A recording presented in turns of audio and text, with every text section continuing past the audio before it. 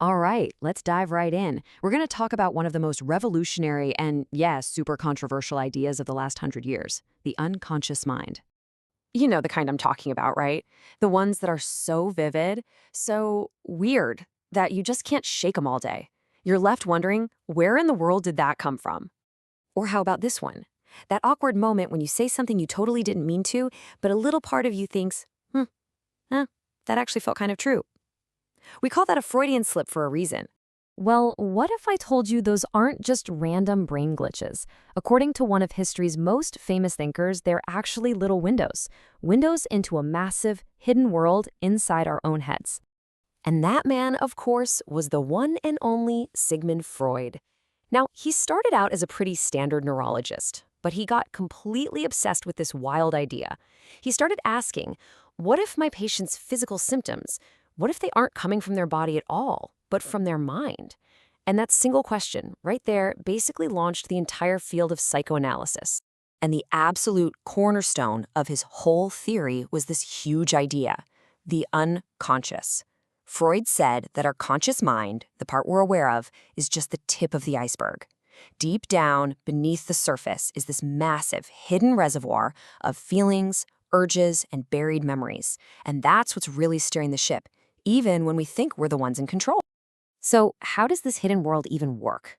Well, Freud came up with this model of our psyche as a nonstop three-way tug of war. He saw it as a battle between three powerful forces, and each one wants something completely different. Okay, so first up, you've got the id. Just think of the id as that little kid inside all of us, the source of all our raw, primitive urges. It's totally unconscious, and it only cares about one thing, the pleasure principle. If it feels good, do it. It wants what it wants, and it wants it now. Consequences be damned.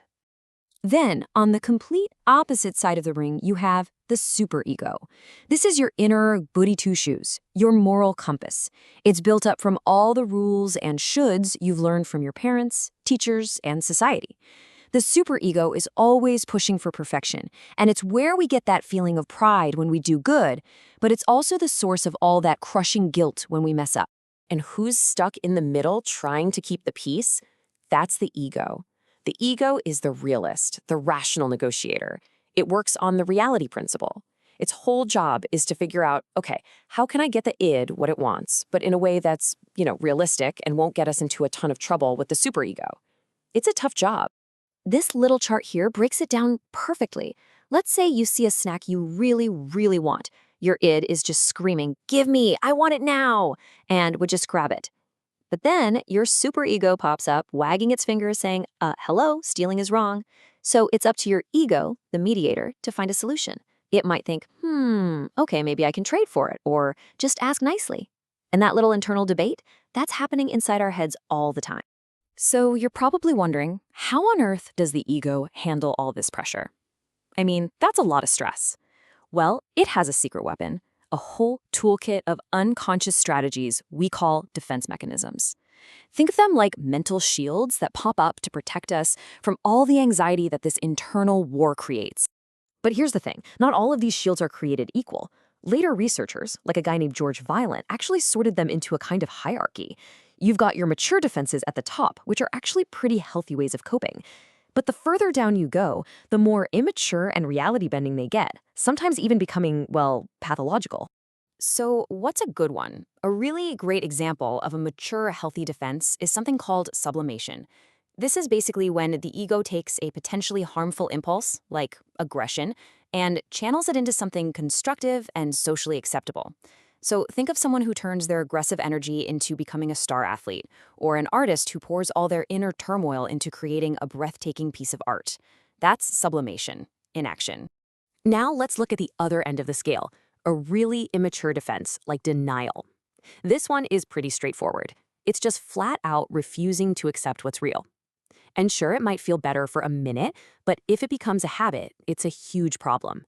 It completely blocks you from processing what's actually happening, which can be a massive roadblock if you're trying to heal from something serious like trauma or addiction. Now, even though Freud's ideas were game-changing, they were also super controversial, right from the get-go. A lot of people, including some of his own star students, thought his constant focus on sex as the driver for everything was just way too narrow. So what happened? Well, the rebels started to emerge, breaking away to build their own theory. Let's talk about Carl Jung, probably the most famous of these rebels. He and Freud had a major falling out over the very essence of human motivation. For Freud, it was all about repressed sexual desires. But Jung was like, no, it's so much bigger than that. He proposed this idea of a broader life energy that includes not just sex, but also our need for creativity, spirituality, and knowledge. And then there was Alfred Adler. He had a totally different take, too. He said the main thing that drives us isn't some primitive instinct. Instead, it's this deep-seated feeling of inferiority we all get as little kids. For Adler, our whole life is basically a quest to overcome that feeling, to strive for what he called superiority, a sense of competence and mastery. Okay, so with all these critiques and breakups, you might be thinking, all right, so Freud's ideas are just like a dusty old chapter in a psychology textbook, right? Well, what if I told you that his core model of the psyche is now being tested in a field he could never, ever have dreamed of? I'm talking about artificial intelligence. Yeah, you heard that right. Some researchers did this really cool experiment. They took the classic video game Pong, and they programmed AI players with personalities based directly on Freud's id, ego, and superego. The question was, what can a 100-year-old theory teach a modern AI? So here's the setup. They had AI agents that were programmed to be totally selfish. Their only reward was scoring points for themselves, period. Then they had superego agents. These guys were rewarded for being cooperative, for playing fairly and trying to win as a team, maybe by taking turns to score.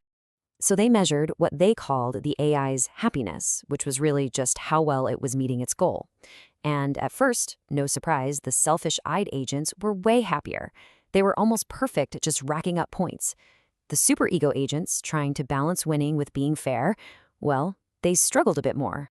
But then, things got really interesting. When they put these different agents up against each other in a real competition, the results flipped. The eyed agent that was actually a little less perfect, the one that wasn't 100% ruthlessly optimized, it turned out to be more resilient. It was more successful in the long run, and that's the big takeaway, right? Being perfectly selfish and single-minded can actually be a weakness. A little bit of imperfection, a little inner conflict, actually made the AI better equipped for a complex, unpredictable world. And that brings us full circle, right back to Freud.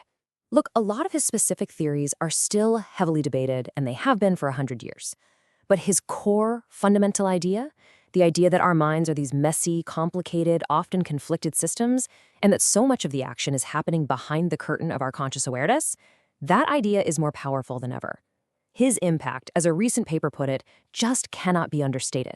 So from a simple slip of the tongue to the winning strategy of an AI playing Pong, this old idea of the unconscious is clearly still alive and kicking. It's still making us think, and it leaves us with one last kind of spooky question to chew on. If these hidden unconscious forces can shape the behavior of a machine, what hidden parts of your mind are shaping you?